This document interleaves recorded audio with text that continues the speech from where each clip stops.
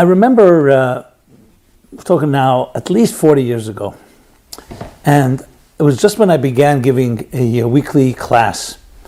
I did not know where it would ultimately evolve.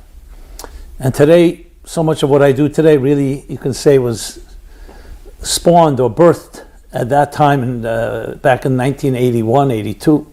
It's going to be 40 years.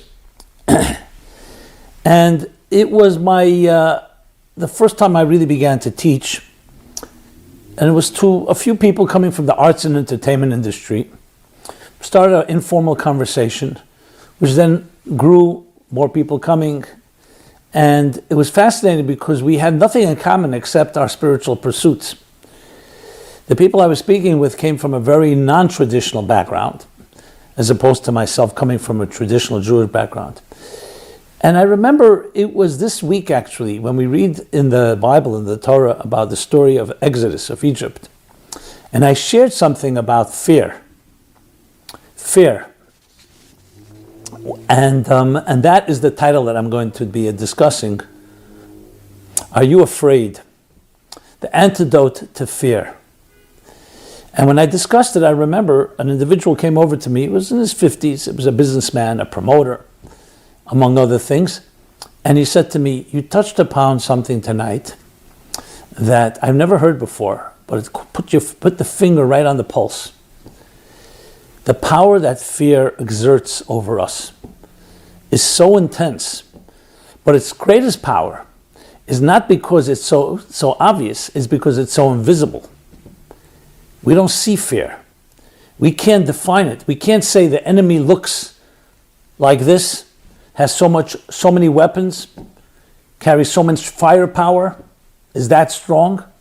It's an invisible, paralyzing, and toxic force that undermines and weakens and demoralizes, and so many other words that you can use in a very insidious and concealed way. You only see its results. The results: indecision, second guessing, indecisiveness, inability to make a move. And at times it does manifest in real fear, panic, and anxiety. Now that's also quite horrendous, but even more so, the invisible effect that you don't really see it. No panic attack. It just, in a very silent way, just paralyzes you from not being able to really move forward. And where does this fear come from? Sometimes it's very deeply rooted in our childhood traumas and experiences that immobilized and disempowered and invalidated us. With the contrast to that would be when you're nurtured and loved and validated, and you're allowed to speak, and you're allowed to say something, you're allowed to cry, you're allowed to express yourself. That gives you the sense that I have the courage to do so because people respect me. But if you're continuously attacked or vilified or berated or criticized and all other ways that weaken and don't allow us to be, especially a child, but over time, you build up a sense that I'm not worth it, and you develop a fear of expressing yourself, a fear of saying something. You may be criticized, you may be mocked and laughed at. Now this gets much deeper when you include into the equation any form of violation and any form of abuse and hurt. Because that thrives in silence. The breeding ground of all unhealthy behavior is silence. We don't talk about it. The big secret. Someone recently said to me, I often hear it almost every year during the season, the holiday season, beginning with Thanksgiving, I don't want to go home.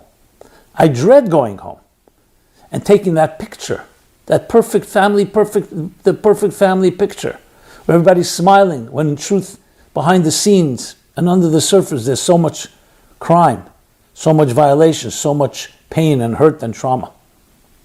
I don't want to masquerade. But that's what happens in an environment of dysfunctionality. Silence and fear are its driving forces. that I'm afraid to express myself. I will be criticized. I'll be blamed. Why do children blame themselves for parents' divorce? For other traumas that they did not initiate? Because children are innocent. They're pure. They trust. And if someone who they're supposed to trust did something, if they did it wrong, it must be my fault, not their fault. It's hard for a child to accept that a parent, a trusting parent at that, a loving parent, could be so criminal, could be so inappropriate. And that's the greatest crime of them all, that the very trust itself turns against you, the victim, creating fear. I remember one of the first times I heard about serious, this was unfortunately on an incestuous level, without getting graphic, a father who had violated his own children, his own daughter, and when she would cry in the bedroom, he and his other children would sing louder to drown out her cries. Not only was she not allowed to cry, it wasn't even heard. It was laughed at, it was dismissed. All to what? To allow one person to indulge themselves in their perverse, atrocious, and heinous behavior. How many more children are crying today? How many more children have been silenced? Crying already is an expression. So fear abounds. I sure hope and pray that you who are listening to this do not experience such fear, because nobody wants to know what it's like. I thank God, cannot say that I live in such fear. Have I had moments? We all have our moments. But to experience it 24/7, to be constantly in a state of not knowing, insecure, who will hurt you next, even if no one's there to hurt you, but you're convinced that something like that will happen. Very hard for someone who has not experienced it to imagine it. But yet it's a reality. So however fear manifests in your life, whether it's on a more subtle form or more blatant form, this message is for you. Even the worst forms of fears. So here's the story. Moses has been confronting Pharaoh of Egypt, the king of Egypt, to let my people go, to end this Holocaust, to end this genocide, and allow the people to be free, not to be subjugated in servitude at the mercy of their Egyptian masters, which included murder, wanton murder, torture, complete humiliation that comes with real slavery, first documented institutionalized slavery. So Moses is confronting Pharaoh, and we know this confrontation is deeper than just a king of a country and an ultimate savior, Prince Moses, who would ultimately save the people. There's spiritual, psychological, and emotional confrontations going on as well. Pharaoh was no small individual. He was a person who was a sorcerer. He had great powers. He's sometimes called the great serpent, or the great alligator, actually.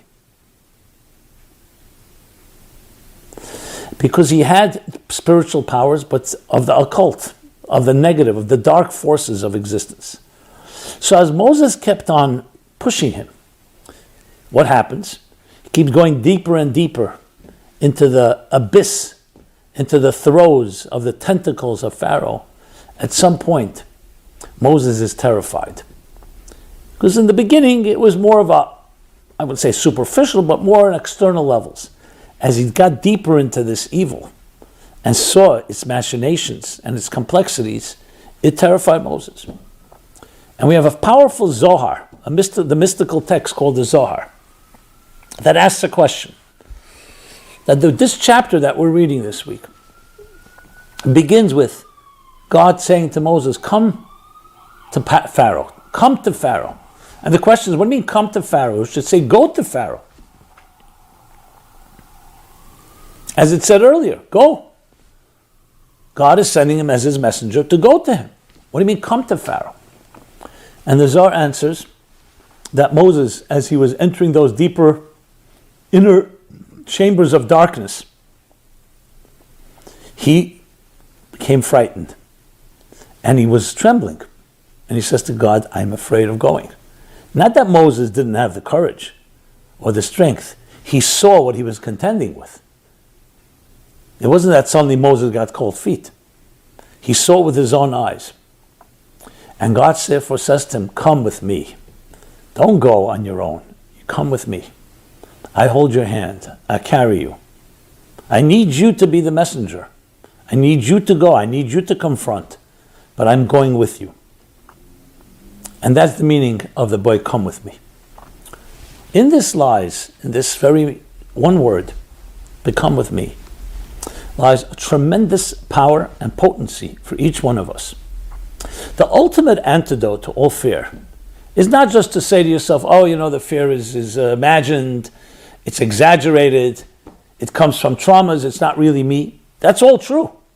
But the emotional hold that it has on us, it doesn't help to just say there's nothing there. It's like a child who's trembling or terrified of the fact that there may be a boogeyman under the bed. And you say there's nothing there. You help him look, and he says, well, as soon as we looked, it disappeared. It's in the mind, it's in the heart. You can't argue with a scared child. It's not about logic. It's more powerful than logic.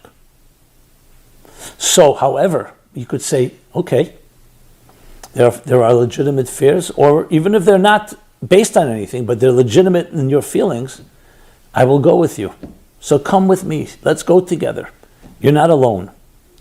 And that provides strength. I can't resist a classic joke, which talk about under the bed.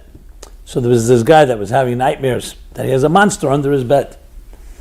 He couldn't get rid of the nightmares. He had these sleepless nights. Every time he fell asleep, he woke up a moment later. There may be a monster. He looked, peeked under, nothing there. But you know how it is. As soon as you get back, you say, maybe now it's there. We all know how fear works. So he finally went to a psychiatrist. The psychiatrist took top dollar, $600 a session or whatever it was. And they began to talk, and they began to explore, and they began to look into his childhood and the different traumas. And you can imagine week after week, he's spending quite a lot of money. They're not getting very far. Months pass, nothing has changed. It comes the holiday season, Rosh Hashanah. So the rabbi comes to this businessman, he's a businessman, and says to him, what about your pledge this year for the new year? He says, this year I cannot give, I've been spending it on psychiatry. The rabbi says, what's going on? He tells him the story. So the rabbi says, I'll give you advice that will eliminate all the problems. You won't have to go back to the psychiatrist so you can fulfill your pledge or make a new pledge. What's the advice? He gave him advice. And you know what? It solved all the problems. He was able to sleep peacefully. So he stopped going to the psychiatrist. He meets the psychiatrist a while later. The psychiatrist says, what happened to you? He says, I resolved the problem for free. My rabbi gave me simple advice and it was resolved. He said, what did he tell you? He said, he told me to cut off the legs of the bed. So the bed no longer had a bottom part. It was on the ground. So of course no monsters can get in there. Now, I wish it was so true for the other fears that we deal with, but it's a nice story about how things sometimes go through our minds. But the point of Boy El Pari, come with me, that you don't travel alone is one of the key things you look in all recovery, 12 steps and others. You're not alone. You have others that are with you, others that suffer perhaps with you. You're not alone.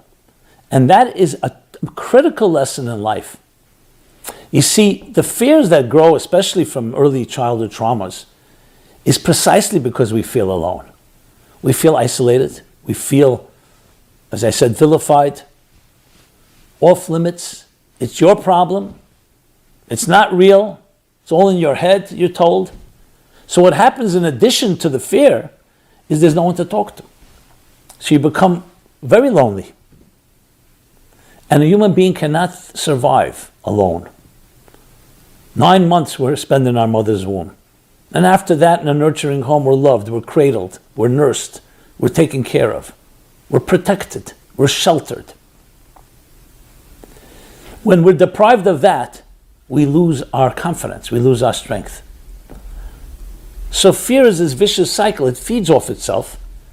And the isolation feeds the fear feeds the isolation, and there you are, all alone, growing into an adult, and now you have to make it. So smart people figure out how to maneuver, but still, how much of our decisions are driven by that invisible enemy? So the antidote is exactly from the same place where the problem began. Finding someone that will go with you, someone that will travel with you, someone that joins you in your life. Now that's also sometimes difficult because we say, I don't want to bring anybody into my darkness. They don't deserve it. They won't understand. Wait till they really hear how bad it is.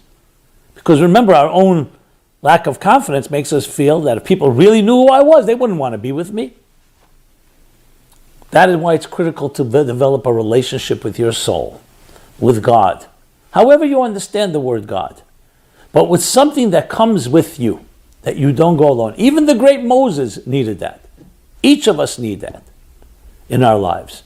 Now, people are always the best place to turn to, even though sometimes you could say, well, people disappointed me, how can I go to a person, my trust has been betrayed? You can't give up because then you're giving up on yourself. But it also can come in the form of a project, of an activity that nurtures you and that gives you that strength. So no one's suggesting that it's easy, but we have a formula. A formula. So I say to each person that I meet, and to each one of you, as I said, I hope that you don't have fears that debilitate you. But whatever fear you may have, think of it this way. Look for ways to discover a divine component within yourself that can travel with you. Someone you can speak to, in words or no words, that you can say, I need you. I cannot do this alone. I need you to work with me. There's been talk about, over the years, about the inner child. To reconnect to your inner child, that innocent child, pre-trauma, pre-pain, pre-suffering, pre-fear. Whatever it takes, you need to find a partner with you. So it's not about just eliminating and dispelling the fears. Obviously, anything that can work toward that direction, great. It's about feeling that you're not alone, that you're coming. Come with me. I'm holding your hand. Let's do this together. And this is why it's so vital to have each other. Because when you know that that's there, see, even when the moments that you may feel like you're falling, or you may feel weak, you have something to lean on, something to hold on to. I speak for myself, though, as I said, I don't have any traumatic fears. But we all have our fears. We have fears of failure, fears of success, fear you're not living up to what you should be living up to. Sometimes fear that doesn't even make sense. So for myself, and I speak on a personal note, it's often the work I do, the work with people. You give me strength, whether you know it or not. You know, I know some people will say, you're like a fearless guy. I get strength from you. It goes both ways. Because at the end of the day, it's not just what you feel, it's also how you act. Which leads me to point number 2. At the end of the day, yes, God said, come with me, but Moses went. He didn't just say, let's talk about it, let's philosophize. You have to make the move. And when you make the move and you're confident that you're standing on the shoulders of something greater than you, that you're tied above so you don't fall below, and you make the move itself also builds and breeds further confidence, further strength, further courage. Try it out. Find a new friend. Find someone that you need and needs you. And I don't mean in a needy way, in a clingy way, but you complement each other. Discover the things that you have something to give, but you could see someone else appreciating it. And that helps each of us come to a place of greater strength. So, in addressing the recent atrocious scandals where so many children, so many young people, some of our adults are still trembling in fear because they've been hurt. And no matter what someone tells them, they know this is not appropriate. So what happens is they cry inside. That each one of you should know that you're not alone. There are others that understand, others willing to listen, willing to also speak. And there's God. There's the God within each one of us that says, come with me. I go with you, I travel with you, I'm always there with you. Even when you may feel, or may be helpless or hopeless, there's a force that's keeping you going. And it's critical to hold on to that and know that it's unwavering. Sometimes we'll be able to hold on stronger, sometimes we may feel weak. Don't beat yourself up if there are setbacks or weak moments, but continuously try to work on finding that support, finding that partnership. Come with me. We go together in this journey called life. All its twists and turns, travails, ups and downs, and we will make it. We will make it. As one person once wrote, that in the end all will be good. If it's not good, it means it's not the end. The narrative continues, and we are here for each other, joining together, coming together, and becoming one as we reach greater heights of transcendence, and ultimately, yes, dispelling the darker fears that so affect so much of our lives. What shall I say?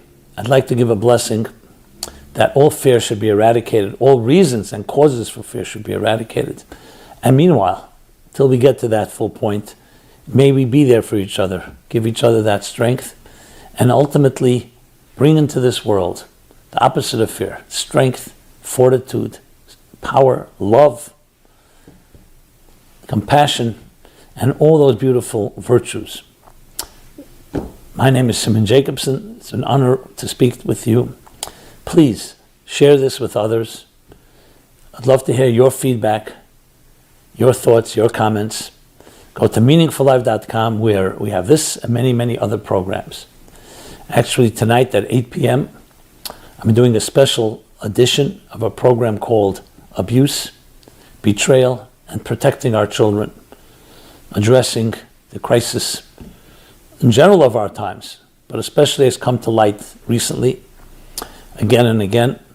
And so please join me. That you can see that at go to meaningfullife.com or chasidusapply.com. Be broadcast on all our channels at 8 p.m. this evening. Again, Simon Jacobson here. Thank you so much. Everyone have a beautiful day, beautiful week, a beautiful year.